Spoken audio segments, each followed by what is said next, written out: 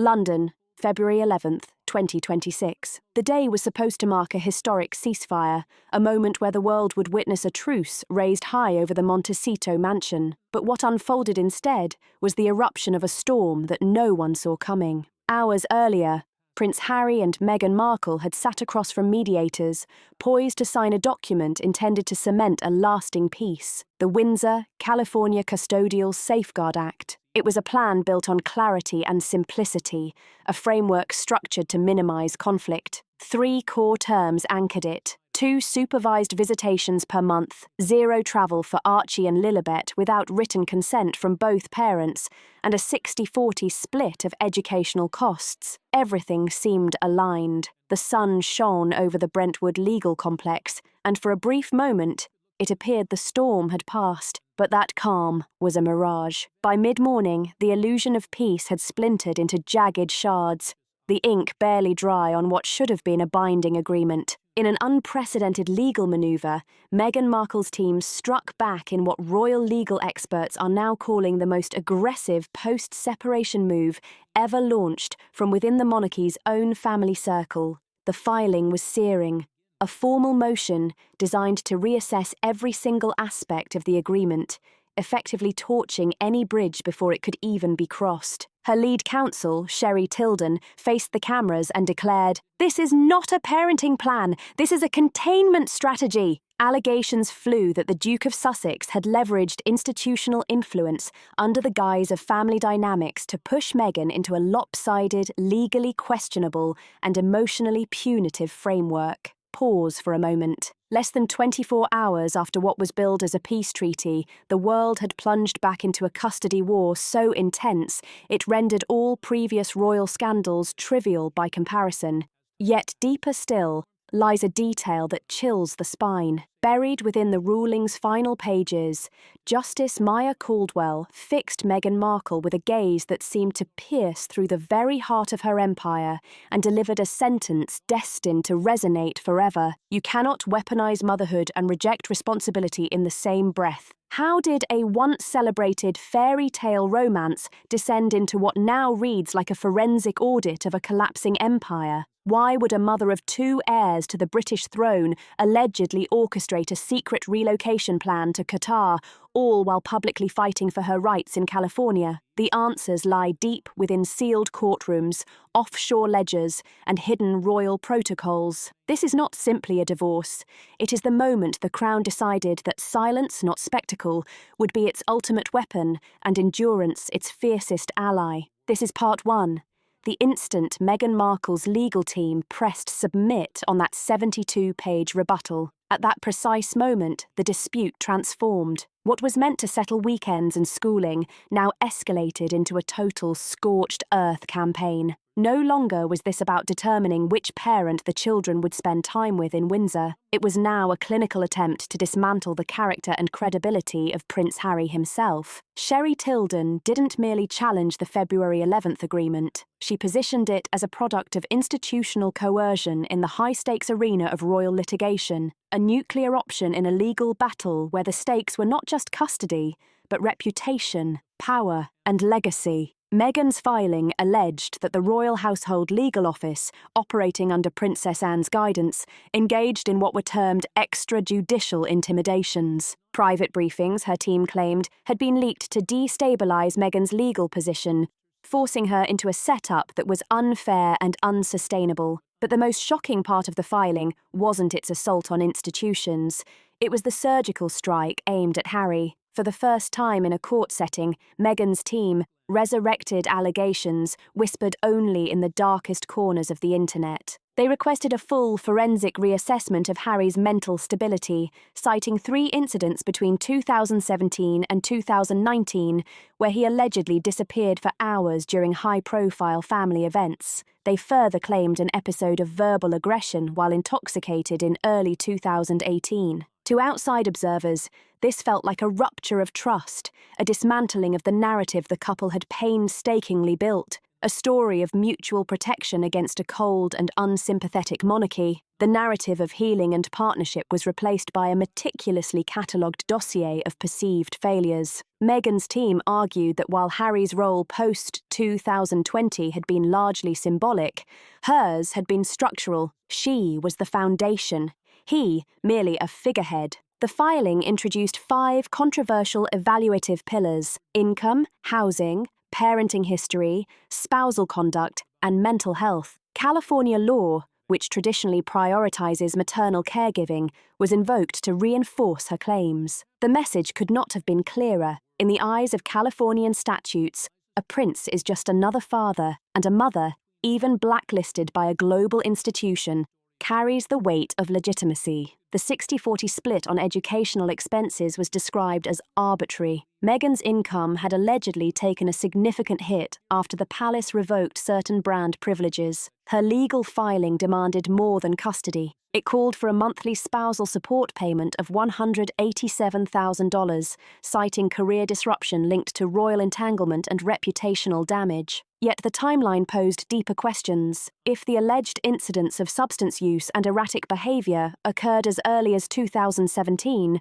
why were they weaponized only now in 2026? The palace's response was clinical, dismissive, yet deliberate. Strategic flailing, they called it. A senior aide to Princess Anne told reporters Meghan's team was confusing visibility with victimhood. But Prince Harry's legal team, led by Miles Armitage, had anticipated this counterstrike. They filed a 17-page preemptive defense, not only denying Meghan's claims, but presenting a robust evidentiary timeline. School withdrawal letters signed by Meghan in December 2025 without Harry's consent, evidence of planned trips to Doha and Dubai in 2026, and internal notes hinting at brand visibility for Archie and Lilibet. The contradictions were stark. Meghan presented herself as a mother resisting a global institution, yet her own documents suggested she was plotting a corporate reinvention. She demanded a neutral third-party mediator appointed by the United States Department of Child Welfare,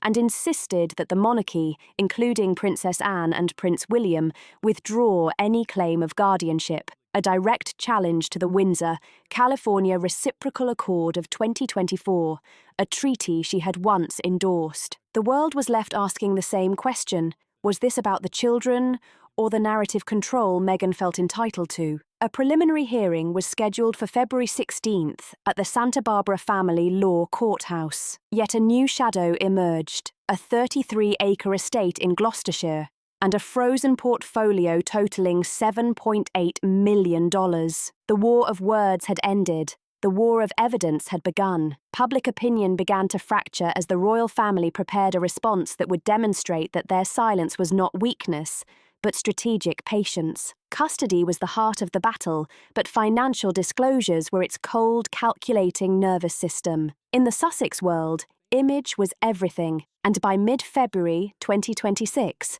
the cost of maintaining it was laid bare. The California Superior Court filings arrived not as a list of assets, but as an 87-page forensic autopsy of a collapsing empire. To accountants, Harry and Meghan were philanthropists.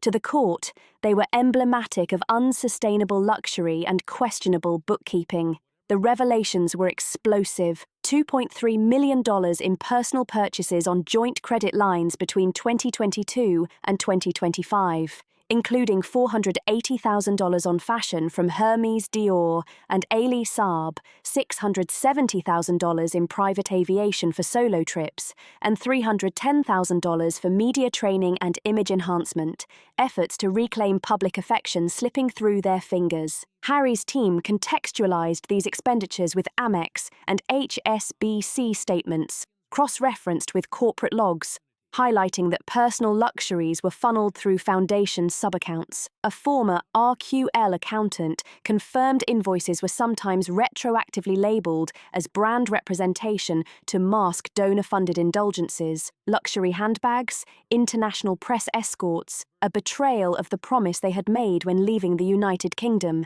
The financial war extended offshore. U.S. Treasury Financial Crimes Enforcement Network documents revealed 2 Cayman Island accounts linked to Echo Clover Limited, a British Virgin Islands shell company under RQL aligned trusteeship. Between August and December 2025, $890,000 flowed in from Dubai event organisers, absent from foundation tax filings and Meghan's declarations. The palace invoked the 2023 Crown Transparency Statute, forwarding the documents to the UK Serious Fraud Office. Meghan's spokesperson dismissed allegations as defamatory and outdated, arguing each expenditure was an investment in identity and career continuity. Yet inside Arch Owl, morale collapsed. Senior staff, including the Director of Brand Partnerships and Deputy Legal Counsel, resigned within 24 hours. One insider stated, "No one wanted to be on the wrong side of a global guardianship dispute involving subpoenas and sovereigns." The financial strain wasn't just internal, it jeopardized Meghan's future prospects. And as this web of evidence unfolded, the world watched a private battle morph into a historic, high-stakes showdown of power, legacy, and control. In Hollywood corridors and boardrooms alike, whispers were rapidly evolving into outright speculation as major partners like Spotify and Penguin Random House began quietly reassessing their commitments to Meghan Markle's 2026 solo project, Woman Without a Crown. The concern extended beyond typical celebrity controversy. It revolved around the serious reputational risk of being tied to a brand under active IRS scrutiny and international regulatory examination. For executives, the question wasn't about morality or loyalty, it was about risk management, about whether aligning with a person now at the center of a multinational legal storm was worth the potential backlash. Early estimates from a coordinated investigation by the United Kingdom Charities Commission and the US Office of Tax Exempt Organisation Review placed the alleged financial misappropriation somewhere between $2.7 million and $4.4 million. As analysts and legal observers dug into the unfolding saga, a critical question arose. Was the ongoing custody battle simply a smokescreen to distract the world from a rapidly crumbling financial empire, or had the financial instability itself ignited the very custody dispute that had captivated international attention? The answer, as events would later show, was far more complex than simple cause and effect. Meghan's legal team swiftly countered accusations by asserting that Prince Harry had been attempting to shield Windsor-linked properties from scrutiny. They specifically targeted the Hartwell estate, a sprawling 33-acre property in Gloucestershire, alongside a combined portfolio of $7.8 million in savings, all frozen by court order. In formal filings, Meghan demanded a staggering monthly spousal support payment of $187,000, citing career disruption and reputational damage as consequences of what they described as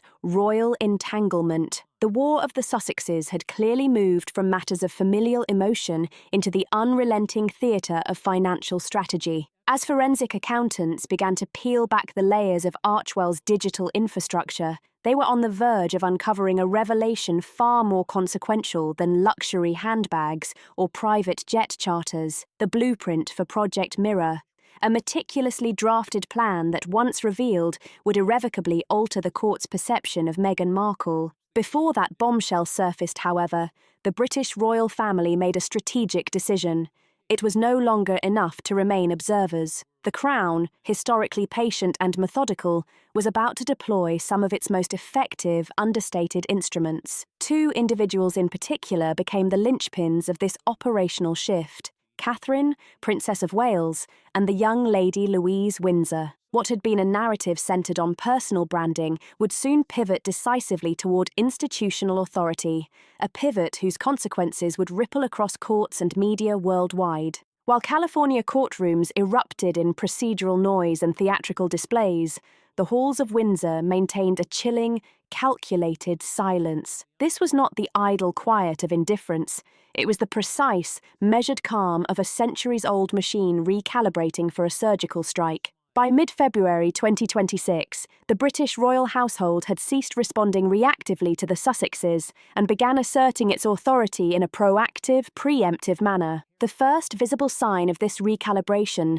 was the activation of the Custodial Advisory Committee, led by Princess Anne, the monarchy's most industrious strategist and a figure renowned for her unrelenting precision. A legal brief was dispatched simultaneously to the United Kingdom Family Division Court and the British Consulate in Los Angeles. This document was no mere press release. It was a sovereign directive. In it, the Crown formally appointed Duchess Sophie of Edinburgh as co-guardian, tasked with overseeing custodial transitions. The implicit message was unmistakable.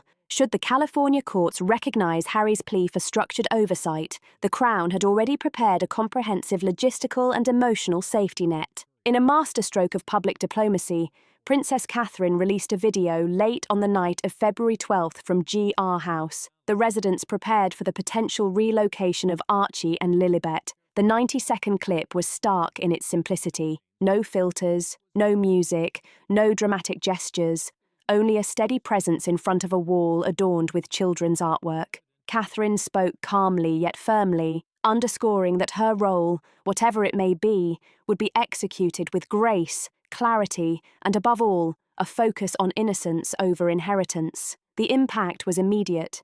Within 8 hours, the video had amassed 11.4 million views, shifting global sentiment decisively in favour of the Crown. Meanwhile, Meghan's legal team was inundating the courts with hundreds of pages of grievances. Catherine, in a single statement of poise, had managed to project stability and control. Public opinion, particularly in Australia, Canada and New Zealand, swung sharply toward the monarchy. The public appetite was not for conflict, but for the protection of 2 children caught in a complex transnational legal struggle. Behind the cameras, however, the real escalation was underway, catching even seasoned royal correspondents off guard. Lady Louise Windsor arrived at Dulles International Airport under diplomatic seal from RAF North O, accompanied by 2 child welfare officers and a trauma psychologist. Her mission: a direct enforcement of the Windsor-California Reciprocal Accord of 2024. What Meghan's team had once viewed as a ceremonial formality now became a legal Trojan horse. The accord granted temporary dual sovereign status to minor heirs in situations of demonstrated custodial or reputational risk.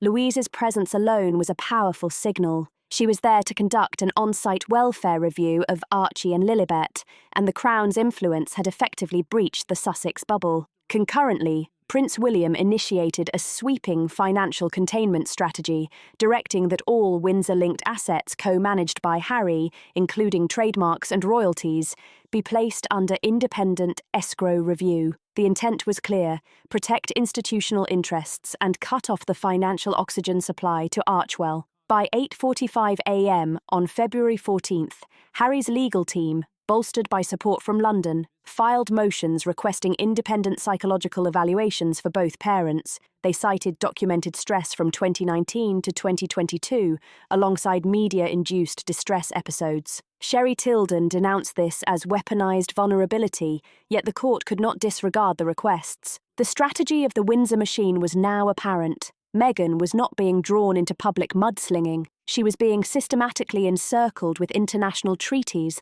financial freezes, and a child-first narrative that positioned the Crown as the sole arbiter of stability. Attempts by Meghan to assert control over her children's future were being methodically neutralised. By February 15th, observers questioned not whether Meghan could win, but how long she could resist an institution that had endured through centuries and outlasted empires. The defining moment arrived with the discovery of Project Mirror. Forensic IT teams at Archewell uncovered a 42-page, meticulously edited plan, dated January 18, 2026, outlining a permanent relocation of Prince Archie and Princess Lilibet to Qatar. Metadata confirmed edits were made under Meghan's personal administrative login. The document revealed a multi-year media development contract with a subsidiary of the Qatari Sovereign Fund, granting exclusive coverage of the children. It outlined dual citizenship via honorary sponsorship, circumventing UK and US custodial notification requirements, and even included enrollment documentation for an international school, drafted but unsigned. When introduced into the court record, the room fell silent. Prince Harry, seated beside his counsel, reportedly turned pale. For years, he had defended Meghan against claims of calculation, Now he faced a plan that, if executed, would render his parental rights nearly unenforceable under Western law. The implications were staggering, potentially violating the Hague Convention on International Child Abduction and establishing intent months in advance. Sherry Tilden attempted to frame Project Mirror as a hypothetical, a brand exploration for a woman of colour seeking refuge, but flight logs contradicted her narrative, revealing 3 round-trip Van Nuys to Doha flights in late 2025, booked under a shell company. The image of a victimized mother collapsed under the weight of indisputable technical evidence. Meghan appeared to be operating outside legal structures entirely, prioritizing control over collaborative parental responsibility. As Project Mirror leaked to the press, the ideological landscape in the United States shifted. Media outlets that had championed the Sussexes reconsidered their support. The Washington Post published a scathing editorial, Custody Meets Capitalism, questioning why a self-proclaimed human rights advocate would attempt to bypass established guardianship protections. Public support for Meghan in key US demographics fell from 52% to 28% within 48 hours. While Americans can tolerate messy divorces, secret plans to relocate children internationally triggered widespread condemnation. The revelation prompted Princess Anne to convene a midnight session of the Sovereign Custodial Oversight Council. They drafted the Sandringham Declaration, establishing automatic international legal protections for Crown heirs, regardless of their geographic location. Project Mirror also destabilized Archewell itself. Former staffers, fearing liability in a conspiracy to violate international custody laws, began cooperating fully with the court, reinforcing the legal net around Meghan Markle. The war had transformed entirely. Custody, finances, and public opinion converged into a single, high-stakes conflict with global ramifications. The Crown had seized control, and the stage was set for a showdown whose outcome would resonate far beyond any individual courtroom. The focus was now on ensuring that no matter what plans were devised or how intricate they seemed, the children's status as heirs of the Crown remained legally and institutionally protected. Long before the sun had begun to warm the streets of Santa Barbara on February 17, 2026, the courthouse was already bristling with tension as whispers of scandal and legal manoeuvring wound through the press and staff alike. 3 anonymous employees submitted sworn affidavits alleging that Meghan Markle's private marketing team had diverted joint funds to cover Project Mirror, cleverly hiding these expenses under the vague label of global outreach development. One staffer's affidavit captured the dissonance between duty and legality. "We were told it was about her legacy, that Harry's approval wasn't necessary. We were just following a vision. Now it looks like a crime." These words revealed the chasm between intent and consequence, illustrating how carefully orchestrated plans can unravel when subjected to the scrutiny of law. By the end of the hearing on February 17th, the courtroom dynamics had reversed entirely. Meghan Markle, who had entered the week wielding the aggressive posture of a high-profile litigator, requesting $187,000 a month in support, found herself on the defensive. Her long-fought claim for narrative control, the public perception of fairness and authority, was no longer relevant. Now, her legal battle had narrowed to proving she was not an international flight risk, a shift that stripped the conflict of any performative elements and placed it squarely into the realm of hard evidence. Justice Maya Caldwell, known for her precision and unflinching focus in complex international family disputes, issued emergency orders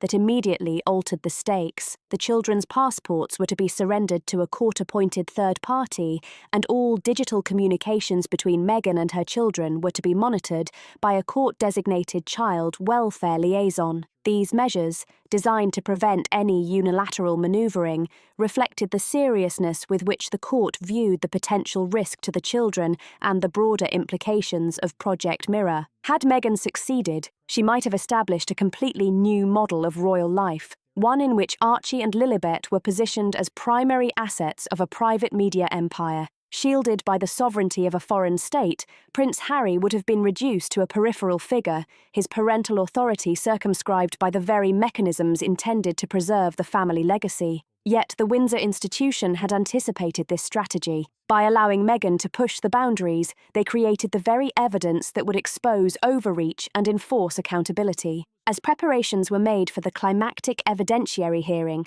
what insiders already referred to as the Day of Judgment, the courtroom became the stage for a confrontation that was as much about legal authority as it was about the moral and psychological dimensions of parental responsibility. Harry, ready to speak not as a duke but as a father, arrived with a quiet intensity, signalling his resolve to protect the children above all else. When Meghan entered the Santa Barbara family law courthouse on February 18th, she did so with none of the theatrical presence that had accompanied her public life. Accompanied by 4 attorneys and a digital strategist, she wore a simple ensemble of black slacks and a fitted blazer. There were no visible symbols of wealth or status, no jewelry, no designer brands, only a disciplined uniform of studied silence. Inside courtroom 4B, the air was charged with the cold rigor of justice, where centuries of legal precedent met the high stakes of modern celebrity. Justice Caldwell opened proceedings immediately,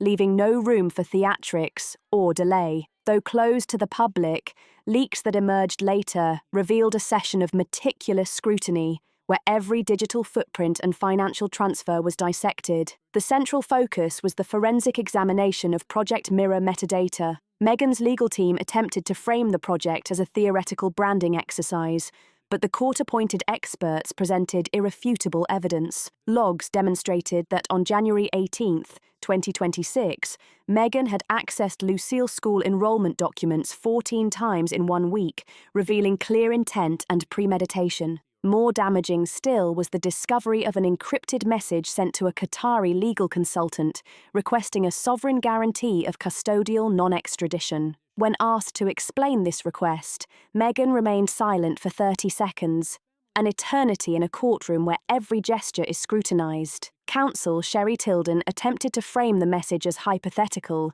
but the court was unconvinced. The intent to bypass both US and UK jurisdiction was now a documented fact, no longer speculative. The financial dimension further cemented the legal case. Unitized transfers of $1.1 million to the UAE and $480,000 in luxury fashion purchases were revealed not as personal indulgence, but as systemic misappropriation of funds meant to benefit the children. Harry's legal team emphasized the fiduciary breach, arguing that these expenditures were part of a deliberate strategy to assert unilateral control over the family's assets. Psychological evaluations were scrutinized next. Justice Caldwell highlighted Meghan's use of narrative equity and weaponized vulnerability against Harry, drawing a clear line between public narrative and private responsibility. The judge's pronouncement was swift and resolute. You cannot weaponize motherhood and reject responsibility in the same breath. News outlets across the globe immediately flashed the verdict,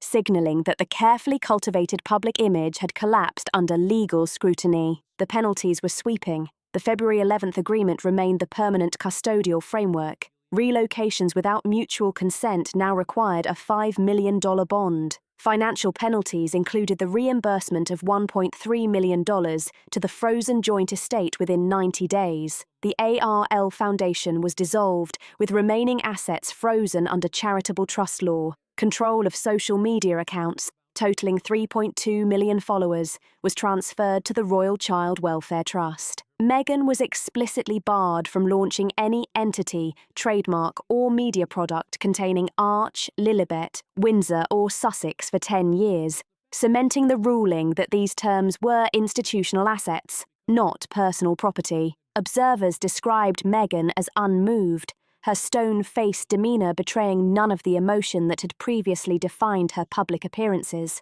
Harry, seated mere feet away, closed his eyes, exhausted but resolute. At 1:23 p.m., Meghan departed quietly, leaving no press entourage, no black SUVs, alone in the eyes of the law for the first time since 2018. The aftermath was swift, Within 2 hours, the Royal Gazette updated its entries, reflecting the legal recalibration of power, custody, and control, and signalling to the world that the House of Windsor had once again stabilised its internal structure while protecting the children at its core. Meghan Markle's name was formally struck from all royal trustee positions, a symbolic and legal severance that underlined the totality of the court's decision. Simultaneously, the Grey House Protection Act was ratified, ensuring that Archie and Lilibet would remain under the joint guardianship of Princess Catherine and Duchess Sophie whenever they were on British soil, a measure designed to insulate the children from the turbulence of parental and public conflict. Just after sunset, the most personal and profound statement of the entire saga was delivered. Not by a judge, not by lawyers, but by Prince Harry himself. He chose the written word, pen to paper, posted on the royal family website. There were no titles, no ceremonial weight, no reminders of his public status. It wasn't signed as a duke, and it wasn't signed as a prince. It was signed simply Henry Charles, Albert David. In those 3 names lay the unyielding commitment of a father who had survived the turbulence of fame, fortune, and familial conflict. He wrote, "I will never be perfect, but I will be present. I will be a father before I am anything else." With that declaration, the money war ended, the custody war was resolved, and the brand war was decisively lost. The monarchy had not relied on anger or public spectacle to reclaim control, nor had they leaned on arrogance, intimidation, or the ephemeral influence of social media narratives. Instead, they had relied on the enduring mechanisms of law, history, and patient strategic silence. They had waited, they had documented, they had outlasted. As global attention gradually shifted back to the quiet halls of Windsor, it became evident that the House of Windsor had not just survived this storm, they had safeguarded their lineage and the future of their children. The Sussex era had concluded not with a dramatic public confrontation, but through a 1,000-word judicial order that reasserted the traditional framework of the Crown. February 18th, 2026, will be remembered in history not as the day of a scandalous eruption, but as the day the mirror finally shattered. Across the Atlantic, a strange stillness lingered. The drones that had once hovered relentlessly over the Montecito mansion, capturing every glance, every gesture, drifted off, seeking fresher controversies. For the central figures of this 6-year-long drama, the silence was profound, almost overwhelming, a quiet aftermath that revealed the true stakes of the battle fought. For Meghan Markle, the consequences were immediate, material, and symbolic. The 10-year ban on the use of her primary trademarks had rendered the very brand she had painstakingly built into cages of digital invisibility. Fame remained, but narrative authority vanished. The $1.3 million she was ordered to return to the joint estate was a mere precursor to the broader collapse of the Sussex aura. Without the royal connection and stripped of the Archwell engine, her public persona became hollow, a brand untethered from its source of power. She was left to navigate a world in which she was no longer legally a duchess, no longer an arbiter of influence, and now subject to rigorous oversight by a court-appointed child welfare liaison. The path forward demanded quiet reconstruction, introspection, and acceptance of a life far removed from the spotlight she had occupied for nearly a decade. Meanwhile, Harry's decision to sign as Henry Charles, Albert David, symbolised a reclamation not merely of his public identity, but of his soul. He had not returned as a warrior of media battles, nor as a conqueror of public narratives. He had returned as a father, seeking sanctuary and stability for his children within the enduring protective corridors of the institution that had long defined his family. The Sandringham Declaration on Sovereign Minor Protections ensured that Archie and Lilibet would grow up straddling 2 worlds, the public and ceremonial, yet firmly anchored within the protective framework of the Crown. The volatility of fame had been traded for the enduring stability of structure. The children, once the fulcrum of narrative exploitation and media speculation, became the quiet centre of the resolution. Under the Grey House Protection Act, their lives would no longer be curated for likes, algorithms or documentary storyboards. The steady guidance of Duchess Sophie and the protective oversight of Lady Louise would shield them from the narrative forces that had once threatened to relocate them to distant sands of Qatar. They were now, at last, allowed the simplicity of childhood, untouched by commerce, untethered from scandal, and insulated from the pressures of adult agendas. As we close this exhaustive 5,500-word investigation into one of the most aggressive legal battles in modern royal history, a central question lingers. Was this the story of a family tearing itself apart under the strain of fame and fortune, or of an institution safeguarding its future, no matter the cost? The House of Windsor did not rely on viral campaigns, sensationalist podcasts, or the amplification of social media outrage to win this battle. They relied on the one commodity that remains beyond the reach of wealth, celebrity, or ambition: time. They waited, they documented, they endured. In the chronicles of history, the Sussex era may be remembered as a brief but turbulent chapter, a cautionary tale of when personal branding attempts to supplant centuries of sovereign tradition. Yet, it is equally a lesson in resilience, that a crown is not merely an ornament, but a fortress. The mirror has broken, the gates are closed, and for the first time in nearly a decade, the House of Windsor rests in peace. Thank you for joining us in this detailed exploration of how law, legacy, and fame intersected with the lives of those at the very top of global society. If this story has shifted the way you perceive the delicate balance of power, wealth, and parenthood, share your reflections. But as you do, keep in mind the two children who were at the very heart of this saga: safe, silent, and finally, just children. And if you found this journey through royal history compelling, insightful, or even sobering, don't forget to like, comment, and subscribe. Your engagement helps us continue unraveling the complex stories that shape our world, from palace corridors to courtroom battles where truth, law, and legacy collide.